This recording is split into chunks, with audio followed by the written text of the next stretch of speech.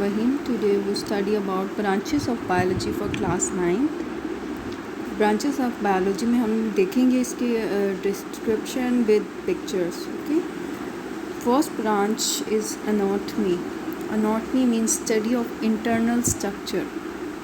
ठीक है, आप किसी भी हार्ट को ले लें या लिवर को ले लें, जब आप उसका इंटरनल स्ट्रक्चर पढ़ते हैं तो हम वो उसे कहते हैं कि हम एनाटमी स्टडी कर रहे हैं. Structure of different organs and organ system. When, artery, जो भी ऑर्गन्स हैं हम तो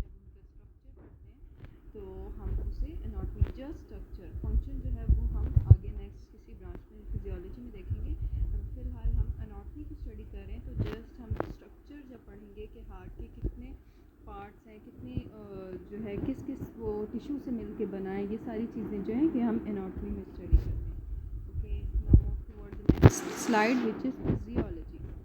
Physiology means structure. It deals with function of different part of living organism. कि ये functions बताता है. जिस तरह anatomy में just हम structure पढ़ेंगे तो physiology में हम उसके function पढ़ेंगे. जैसे heart जो है वो उसका structure अगर हमने पढ़ना है तो वो हम anatomy में study करेंगे, और function पढ़ना है कि उसकी function क्या है.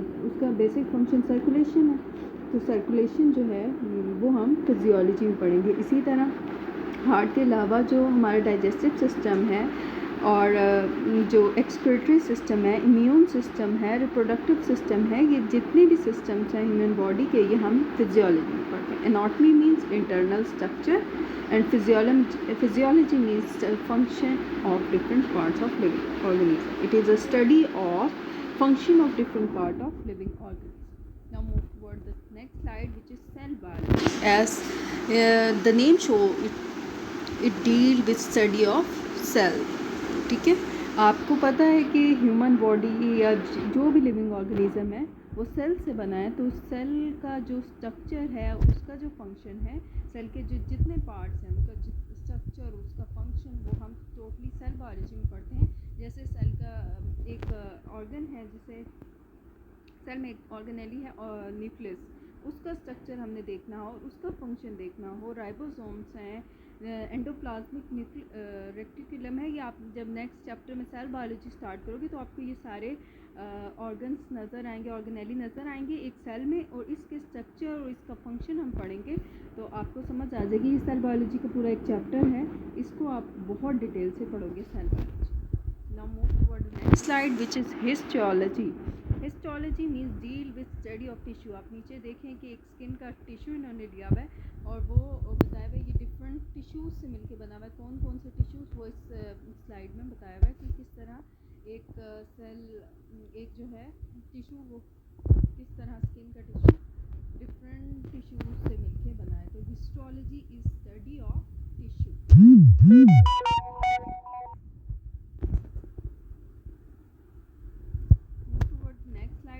Genetics, study of genes role in inheritance. ठीक है, इनहेरिटेंस की स्टडी या जीन रोल जो है वो हम जेनेटिक्स में स्टडी करते हैं. पासिंग, इनहेरिटेंस क्या है?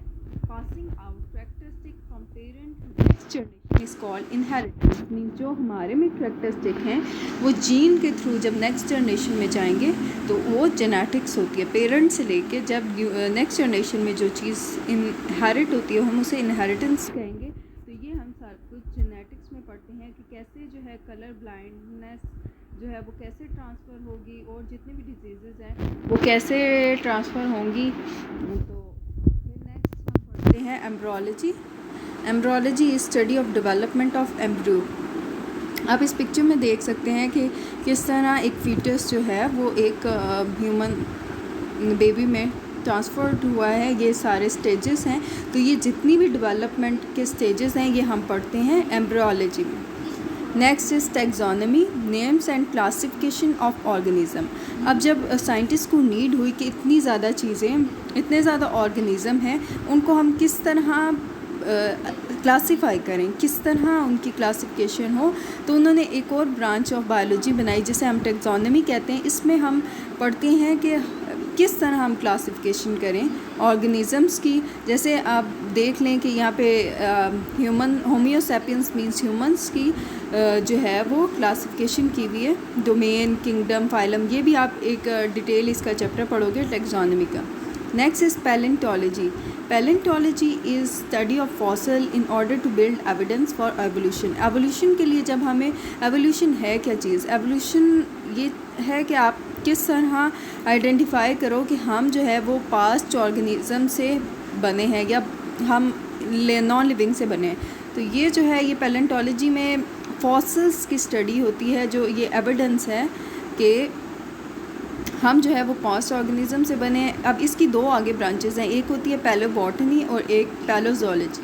पैलेबॉटनी is study of fossils of plants. Plants की ये जो फर्स्ट फोटो है इसमें फॉसल्स एक दिखाया हुआ है प्लांट का, प्रिजर्व फॉसल्स. तो ये पैलेबॉटनी में हम स्टडी करेंगे. और पैलोजोलॉजी में study of fossil of animals. और ये जो है ये बताएगा कि एविडेंस बताएगा एवोल्यूशन के कि किस तरह आज की जो लिविंग ऑर्गेनिज़म है वो कैसे पास से आए हैं, कौन कौन से बीच में ऑर्गेनिज़म गुजरे हैं तो आज का ऑर्गेनिज़म बना है. Next, environmental biology. It deal with relationship of organism with environment. Non living environment का जो ह्यूमन से रिलेशन है, कार्बन डाइऑक्साइड, ऑक्सीजन, फॉस्फोरस, ये सारे साइकिल्स भी हम इन्वायरमेंटल बायोलॉजी में पढ़ते हैं.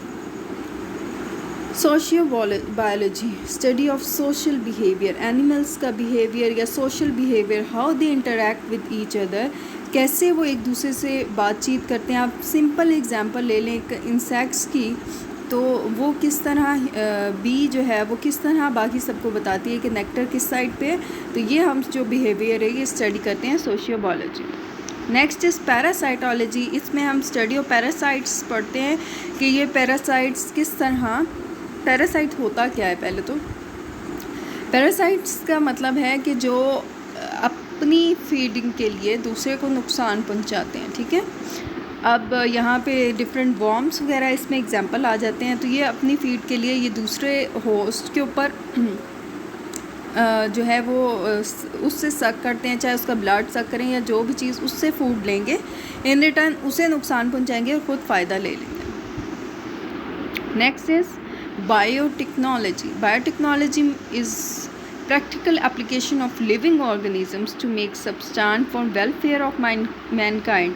अब यहाँ पे आप पिक्चर में देखें कि कटिंग ऑफ डीएनए और ये सारा जो सेटअप है ये जिस तरह एडवांस हो रही है बायोलॉजी, तो हमने एक फील्ड निकाली है बायोटेक्नोलॉजी. इससे हम लोग जो ऑर्गेनिज़म में ऑर्गन भी ट्रांसप्लांट हो सकते हैं. ये सब चीज़ें जो हैं ये एप्लीकेशन है बायोटेक्नोलॉजी की. इसमें हम काफ़ी ज़्यादा फील्ड्स, एक्सरे होगी और ये सारी चीज़ें ये बायोटेक्नोलॉजी में स्टडी की गई और देन ये अप्लाई होती हैं for the welfare of Mankind. Immunology is the study of immune system. Immune system क्या है? Defend body against microbes. ठीक है, हमारी बॉडी जो है वो जब भी कोई माइक्रोब, छोटा पार्टिकल, वायरस, बैक्टीरिया वगैरह हमारी बॉडी में आएगा तो हमारी बॉडी उसके डिफेंड करेगी, उससे लड़ेगी. तो वो जो है ये जो हमारी बॉडी का वापस रिएक्शन है ये इम्यून सिस्टम होता है. ठीक है, तो ये हम स्टडी करते हैं इम्यूनोलॉजी में. Next is entomology, study of insects. ठीक है, ये आप देख लें, ये अक्सर क्वेश्चन जो है आपकी ब्लैंक्स में या MCQs में भी आ जाता है कि स्टडी ऑफ इंसेक्ट क्या कहलाती है. तो वो एंटोमोलॉजी, नॉट इंसेक्टोलॉजी. ठीक है, एंटोमोलॉजी.